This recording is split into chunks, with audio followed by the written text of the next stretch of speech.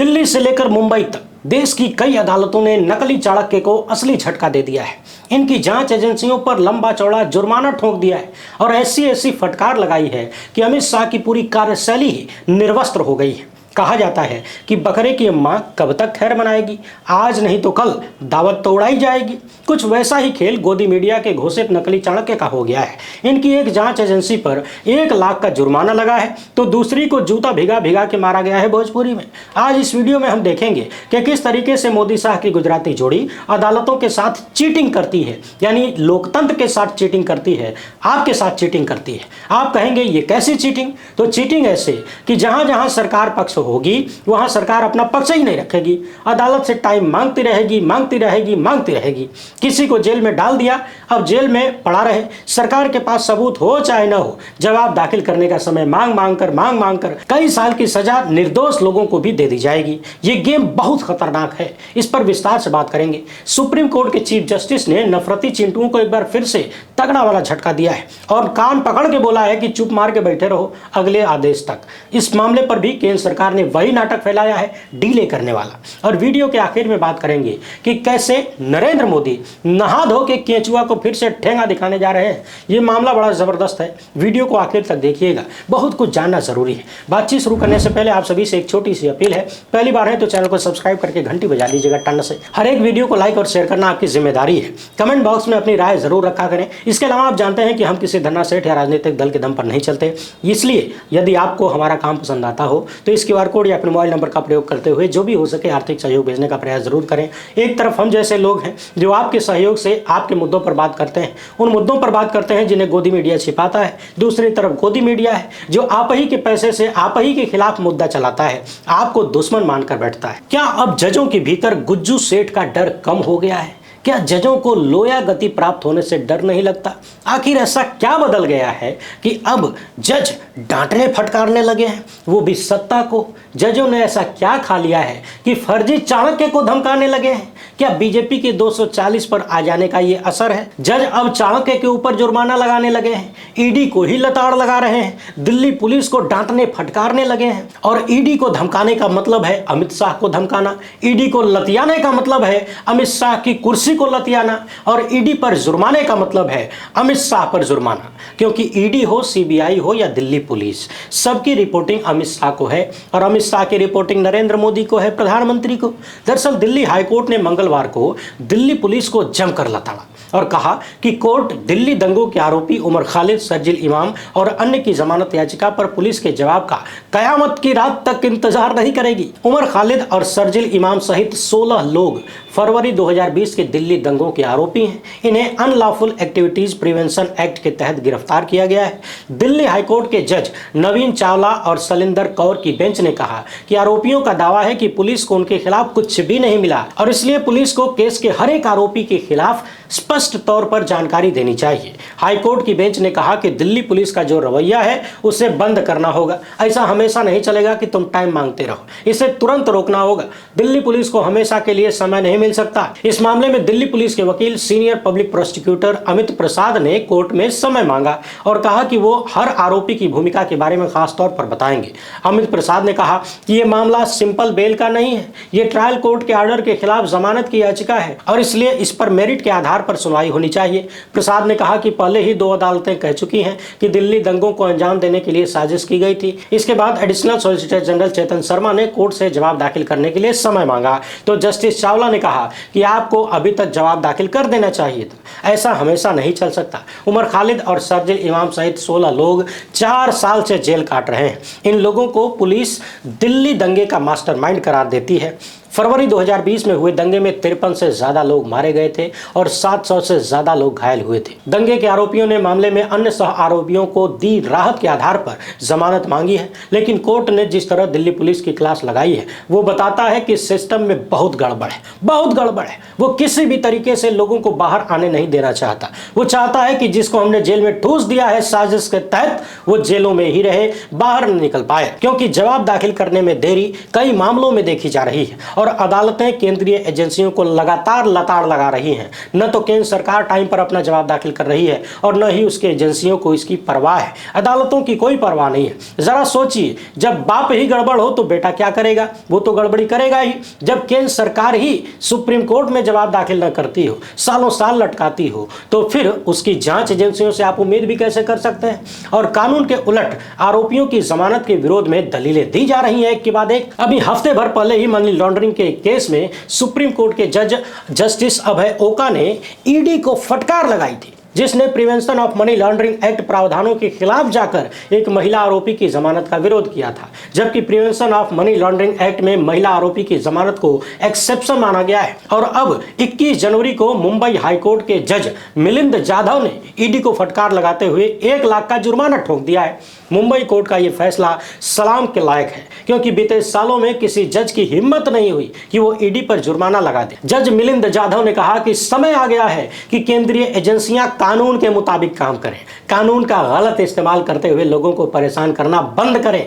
Single bench के जज मिलिंद जाधव ने कहा कि केंद्रीय जांच एजेंसियों को एक सख्त संदेश देने की जरूरत है जो जनता को बेवजह परेशान करती है। एक एक लाइन को ध्यान से सुनिए। जस्टिस जाधव ने कहा कि मैं मजबूर हूं जुर्माना लगाने के लिए, क्योंकि एक सख्त संदेश देने की जरूरत है। सोचिए, इस देश की अदालत, इस देश की एक जांच एजेंसी को सख्त संदेश देने के लिए उस पर जुर्माना ठोकने पर मजबूर हो रही है। उनका कहना है कि इन एजेंसियों को कानून के दायरे में काम करना चाहिए और ये कानून को अपने हाथ में नहीं ले सकते। यानी इस देश की अदालतें कह रही हैं कि नरेंद्र मोदी सरकार की जो जांच एजेंसियां हैं वो कानून को अपने हाथ में ले रही हैं, कानून के तरीके से काम नहीं कर रही हैं। जस्टिस जाधव ने कहा कि वे जिस केस की सुनवाई कर रहे हैं वो ईडी द्वारा कानून के बेजा इस्तेमाल का क्लासिक केस है। उन्होंने कहा कि यह साबित कर दिया गया है कि आरोपी ने मनी लॉन्ड्रिंग की है और कैसे ज्यादा से ज्यादा मुनाफा कमाने के लिए देश और समाज के हितों को इग्नोर किया गया। लेकिन ये मनी लॉन्ड्रिंग एक्ट का इस्तेमाल करते हुए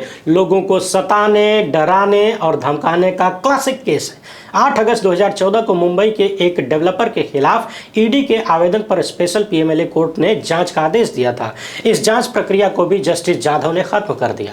अब समझिए कि ईडी कैसे काम कर रही है और हाईकोर्ट ने जुर्माना क्यों लगाया। यह पूरा मामला एक समझौते के उल्लंघन का है, जिसमें डेवलपर और परचेजर के बीच समझौता हुआ था और डेवलपर ने बिल्डिंग के 2 फ्लोर का रिनोवेशन कराने के लिए एक कंपनी के साथ समझौता किया था। इस कंपनी में डेवलपर की क्रॉस होल्डिंग थी। परचेजर इस बात के लिए तैयार था कि वो रेनोवेशन के लिए 4 करोड़ देगा। परचेजर नई बिल्डिंग की सोसाइटी का चेयरमैन था और 15 रूम वाले 2 फ्लोर उसने होटल और गेस्ट हाउस शुरू करने के लिए खरीदा था। याचिका के अनुसार परचेजर और डेवलपर के बीच दूसरा समझौता हुआ, जिसमें दोनों फ्लोर को 6 करोड़ में बेचने की बात हुई। समझौते के मुताबिक डेवलपर को 30 जुलाई 2007 तक दोनों फ्लोर परचेजर को हैंडओवर कर देने थे, लेकिन ऐसा हुआ नहीं। डेवलपर ने कहा कि रेनोवेशन के चक्कर में फ्लोर का हैंडओवर देने में देरी हुई, क्योंकि बिल्डिंग के दूसरे फ्लैट मालिकों की डिमांड थी। इसके बाद दोनों फ्लोर खरीदने वाले परचेजर मलाड पुलिस स्टेशन में केस दर्ज करते हैं, लेकिन पुलिस ने एफआईआर दर्ज करने से मना कर दिया और कहा कि यह सिविल केस है। फिर परचेजर ने अंधेरी के मजिस्ट्रेट के पास शिकायत की और एक आदेश हासिल कर लिया, जिसमें विले पार्ले पुलिस स्टेशन को जांच का आदेश दिया गया था। 2009 में विले पार्ले पुलिस स्टेशन ने एफआईआर दर्ज कर ली और अगस्त 2010 में डेवलपर के खिलाफ धोखाधड़ी की चार्जशीट दाखिल कर दी गई। दिसंबर 2012 में विले पार्ले पुलिस स्टेशन ने यह चार्जशीट ईडी को भेज दी, जिसने डेवलपर के खिलाफ क्रिमिनल केस फाइल कर दिया। अमित शाह की एजेंसी ने परचेजर की शिकायतों को भी दर्ज किया कि डेवलपर ने उसके साथ धोखा किया है, लेकिन उसी परचेजर ने अंधेरी के एक दूसरे प्रोजेक्ट में 2 फ्लैट और एक गैराज भी खरीदा था, जिसे डेवलपर खरीद रहा था।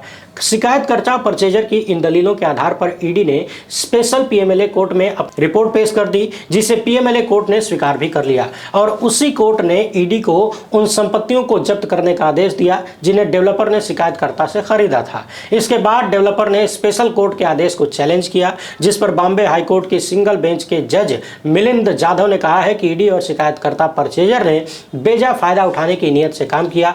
जज ने कहा कि पूरे केस में कहीं भी धोखाधड़ी के संकेत नहीं है, जिसमें डेवलपर को बिल्डिंग बेचने के लिए समझौता करने या फिर इस तरीके का एक दूसरा समझौता करने से रोकता हो या फिर उसी बिल्डिंग में रेनोवेशन का काम करने से रोकता हो। मुंबई में डेवलपमेंट का काम ऐसा ही होता है। डेवलपर डेवलपर क्रॉस होल्डिंग समझौता करता है और ये एक नॉर्मल बिजनेस प्रैक्टिस है। लेकिन ईडी ने पूरे मामले को क्रिमिनल केस बना डाला और ऐसा लगता है कि उसके इरादे ठीक नहीं थे, किसके? जांच एजेंसी के, इसलिए उन पर जुर्माना लगाया जाना चाहिए। जज ने कहा कि शिकायतकर्ता के पास मजिस्ट्रेट के पास जाने का अधिकार था, लेकिन उसने अंधेरी के मेट्रोपॉलिटन मजिस्ट्रेट कोर्ट में दायर अपने एप्लीकेशन में इकोनॉमिक ऑफेंस विंग और मलाड पुलिस स्टेशन की जांच के फैक्ट्स को छिपाया, क्योंकि वो चाहता था कि उसके मामले पर विले पार्ले पुलिस स्टेशन काम करे। और यह बताता है कि शिकायतकर्ता का इरादा कुछ और ही था। इस कमेंट के साथ जस्टिस मिलिंद यादव ने डेवलपर के खिलाफ ईडी की कार्रवाई को रद्द कर दिया। ईडी के काम करने का एक और केस देखिए। 2022 में ईडी ने दिल्ली के एक कपड़ा व्यापारी के बैंक खाते को सीज कर दिया था। बैंक को नोटिस भेजा गया और बैंक ने खाता सीज कर दिया।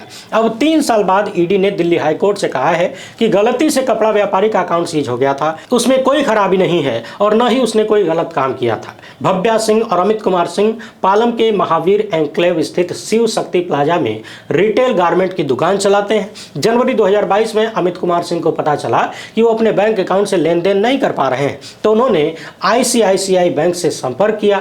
पता चला कि ईडी के आदेश पर बैंक अकाउंट बंद कर दिया गया है। बैंक वालों ने कहा कि एक कॉन्फिडेंशियल मामला है, तो वे ज्यादा डिटेल नहीं दे सकते। फिर उन्होंने reserve bank of India, ICICI bank और ईडी को लेटर भेजा, लेकिन कोई जवाब नहीं मिला। 31 अक्टूबर 2022 को उन्होंने देखा कि उनके अकाउंट से 1,325,000 रुपए किसी अकाउंट में ट्रांसफर किए गए और इस बारे में उन्हें कोई जानकारी नहीं गई। तब जाकर अमित कुमार सिंह का माथा ठनका। 2 साल बाद मार्च 2024 में उन्होंने हाईकोर्ट का दरवाजा खटखटाया। कोर्ट में अमित कुमार सिंह के वकीलों ने हाईकोर्ट को बताया कि kudos finance and investment private limited के डायरेक्टर्स का केस अलग है और पालम के कुडोस का केस अलग है, और ये बात को स्वीकारने में ईडी को 10 महीने लग गए कि उसने गलती की है। ईडी की गलती की वजह से भव्या सिंह और अमित कुमार सिंह 3 साल तक डिस्टर्ब रहे और 3 साल बाद ईडी ने कोर्ट में माना कि भारी मिस्टेक हो गया सर। एक और जबरदस्त मामला सुनिए। मथुरा की शाही मस्जिद की मैनेजमेंट कमेटी सुप्रीम कोर्ट पहुंची है। कमेटी ने केंद्र सरकार पर आरोप लगाया है कि वो जानबूझकर प्लेसेस ऑफ वर्शिप एक्ट को चुनौती देने वाली याचिकाओं पर अपना जवाब दाखिल नहीं कर रही है। इसलिए कमेटी ने मांग की है कि सुप्रीम कोर्ट केंद्र सरकार के जवाब दाखिल करने के अधिकार को खत्म कर दे। कमेटी का आरोप है कि केंद्र सरकार की ओर से जानबूझकर जवाब देने में देरी की जा रही है ताकि याचिकाओं पर सुनवाई न हो सके, और जो लोग प्लेसेस ऑफ वर्शिप एक्ट को चुनौती देने वाली याचिकाओं का विरोध कर रहे हैं उसकी सुनवाई न हो सके। शाही मस्जिद कमेटी ने अपने आवेदन में कोर्ट को बताया कि कब कब सुप्रीम कोर्ट ने केंद्र सरकार से जवाब दाखिल करने को कहा, लेकिन सालों बीतने के बाद भी केंद्र सरकार ने जवाब दाखिल नहीं किया। यह सिलसिला सितंबर 2022 से लगातार चल रहा है और कई मौकों पर सुप्रीम कोर्ट ने केंद्र सरकार से जवाब दाखिल करने को कहा है, जैसे कि अक्टूबर 2022 में, लेकिन तब भी जवाब दाखिल नहीं किया गया। उससे पहले मार्च 2021 में, तब भी केंद्र सरकार ने जवाब दाखिल नहीं किया और फिर 31 अक्टूबर 2022 तक जवाब दाखिल करने को कहा गया, लेकिन जवाब नहीं आया। 12 दिसंबर 2024 को कोर्ट ने केंद्र सरकार को 1 महीने का समय दिया, लेकिन मोदी सत्ता ने कोई जवाब नहीं दिया। मस्जिद कमेटी का कहना है कि प्लेसेस ऑफ वर्शिप एक्ट पर सुनवाई के लिए सुप्रीम कोर्ट ने 17 फरवरी 2025 की डेट तय की है। ऐसे में अगर सुप्रीम कोर्ट केंद्र सरकार के जवाब दाखिल करने के अधिकार को खत्म कर देता है तो न्याय के हित में होगा। 2020 के बाद से प्लेसेस ऑफ वर्शिप एक्ट को चैलेंज किया गया है और सुप्रीम कोर्ट लगातार जवाब मांग रहा है, सरकार से उसका स्टैंड पूछ रहा है, लेकिन केंद्र सरकार अपना जवाब ही नहीं दे रही है। 12 दिसंबर 2024 को मामले की सुनवाई करते हुए सुप्रीम कोर्ट ने निचली अदालतों और हाईकोर्ट को कहा था कि वो प्लेसेस ऑफ वर्शिप एक्ट से जुड़े किसी भी मामले पर कोई नया आदेश जारी नहीं करेंगे और न ही सर्वे का आदेश जारी करेंगे, न कोई नई याचिका स्वीकार करेंगे। लेकिन 22 जनवरी को मथुरा शाही ईदगाह मस्जिद के सर्वे को लेकर सुप्रीम कोर्ट में सुनवाई हुई तो कोर्ट ने अगले आदेश तक सर्वे पर रोक लगा दी। 14 दिसंबर 2023 को इलाहाबाद हाई कोर्ट ने हिंदू पक्ष की याचिका स्वीकार करते हुए मस्जिद परिसर का सर्वे कराने के लिए कोर्ट कमिश्नर नियुक्त करने का आदेश दिया था। इसके बाद मुस्लिम पक्ष सुप्रीम कोर्ट पहुंचा। 16 जनवरी 2024 को सुप्रीम कोर्ट ने सर्वे पर रोक लगा दी। चीफ जस्टिस संजीव खन्ना और जस्टिस संजय कुमार की बेंच ने कहा है कि अदालत की निगरानी में मस्जिद परिसर के सर्वेक्षण के खिलाफ शाही मस्जिद ईदगाह प्रबंधन समिति की याचिका पर सुनवाई 1 अप्रैल से शुरू होने वाली सप्ताह में होगी और इस दौरान सर्वेक्षण पर रोक लगाने वाला इलाहाबाद हाईकोर्ट का अंतरिम आदेश लागू रहेगा। अब आइए केजरीवाल की हालत देख लेते हैं। चुनाव आयोग कितनी निष्पक्षता से काम कर रहा है, मॉडल कोड ऑफ कंडक्ट का कितना पालन हो रहा है, इसे ऐसे समझिए कि 5 फरवरी को दिल्ली में वोटिंग है और नरेंद्र मोदी 5 फरवरी को कुंभ में स्नान करेंगे। चुनाव आयोग को यह सवाल नहीं पूछना चाहिए कि महामानव आप ऐसा मत करिए, 5 फरवरी को बिना नहाए रह जाइए, कहीं और नहा लीजिए, क्योंकि उस दिन दिल्ली में वोटिंग है और आपका नहाना चुनावी आचार संहिता का उल्लंघन है। आपको भी लग सकता है कि प्रधानमंत्री के नहाने से चुनाव का क्या मतलब है।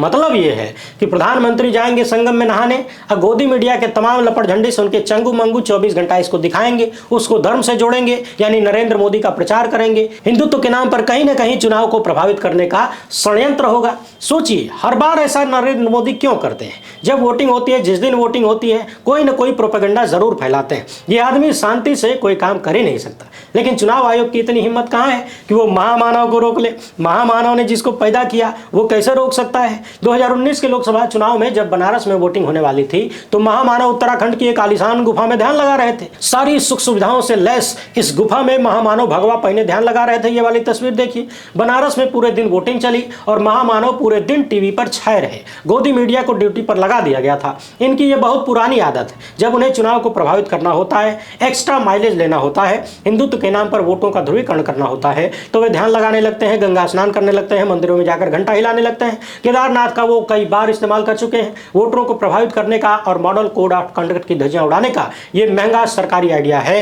नरेंद्र मोदी का बहुत पुराना सेटिंग है। ऐसा नहीं है कि 5 फरवरी से पहले कुंभ में सिर्फ महामानव डुबकी लगाएंगे। जनवरी में ठंड ज्यादा पड़ती है और फरवरी में ठंड जरा कम हो जाती है। अभी से कम हो गई है, तो ठंडा न लग जाए, इससे बचने के लिए महामानव फरवरी में नहाएंगे। उसके बाद 10 फरवरी को द्रौपदी मुर्मू गंगा नहाएंगी। झुका हुआ जाट माने जगदीप धनखड़ 1 फरवरी को संगम स्नान करेंगे। उससे पहले अमित शाह 27 जनवरी को कुंभ पहुंचेंगे और धर्म संसद में शामिल होंगे। कई राज्यों के मुख्यमंत्री और केंद्रीय मंत्री महाकुंभ पहुंचेंगे। राष्ट्रपति, उपराष्ट्रपति, गृहमंत्री की कुंभ यात्रा की आधिकारिक घोषणा हो चुकी है, लेकिन मोदी के गंगा स्नान की आधिकारिक घोषणा नहीं हुई है, क्योंकि अगर पहले बता दिया तो विपक्ष वाले हल्ला करेंगे कि चुनावी आचार संहिता का उल्लंघन हो रहा है। लेकिन गोदी मीडिया वालों ने खबर छाप के बता दिया कि भाई साहब, महामानव भी गंगा नहाएंगे। अब आप देखिए कि महाकुंभ में जो धर्म संसद लग रही है और उसमें जो लोग शामिल हो रहे हैं, उनका धर्म से कोई लेना देना है कि नहीं? क्योंकि ये वो लोग हैं जो धर्म के नाम पर नफरत की राजनीति करते हैं। 27 जनवरी को कुंभ में एक साथ 4 धर्म संसद का आयोजन होगा। पूरी ज्योतिष पीठ, नरेंद्रानंद सरस्वती और देवकी नंदन ठाकुर धर्म संसद लगाएंगे। इस धर्म संसद में सनातन बोर्ड के गठन, places of worship act, Waqf board और गौहत्या जैसे विषयों पर चर्चा होगी। सनातन बोर्ड के गठन की मांग 2024 के चुनाव से ही हो रही है और प्लेसेस ऑफ वर्शिप एक्ट पर हमने आपको बताया कि मोदी की सरकार सुप्रीम कोर्ट में जवाब नहीं दे रही है, ताकि मामला लटका रहे। और महाकुंभ में धर्म संसद लगाकर प्लेसेस ऑफ वर्शिप एक्ट पर चर्चा होगी, तो उसमें अमित शाह शामिल होंगे। सोचिए, सुप्रीम कोर्ट जवाब मांग रहा है, वहां जवाब देने के लिए समय नहीं है, लेकिन अमित शाह के पास इतना समय है कि वो जाके इलाहाबाद में इसी मुद्दे पर चर्चा करेंगे। मतलब संसद को ठेंगे पर रख दिया, सुप्रीम कोर्ट को ठेंगे पर रख दिया। जो काम संसद और अदालत का है उसे धर्म संसद में डिस्कस किया जाएगा। सवाल यह है कि अमित शाह ने संविधान की शपथ ली है या गीता की या फिर किसी धर्म की? गृह मंत्री संसद के प्रति जवाबदेह हैं या फिर धर्म संसद के प्रति? और वो धर्म संसद भी धर्म की संसद है, ये कौन बताएगा? सवाल पूछा जाना चाहिए। और जिस तरीके से नरेंद्र मोदी ने चुनाव आयोग का चोखा बनाया है, वो बता रहा है कि महामानव संसद को ठेंगे पर और सुप्रीम कोर्ट को जेब में रखते हैं। और यदि ऐसा नहीं होता तो इतने सालों से सुप्रीम कोर्ट तमाम मुद्दों पर जवाब मांगता रहता है, जवाब आता ना। फिलहाल इतना ही। वीडियो पसंद आई हो तो ज़्यादा से ज़्यादा लोगों तक पहुँचाएं। पहली बार है तो चैनल को सब्सक्राइब कर लीजिए। हमसे जुड़ने के लिए बहुत बहुत धन्यवाद। जय हिंद।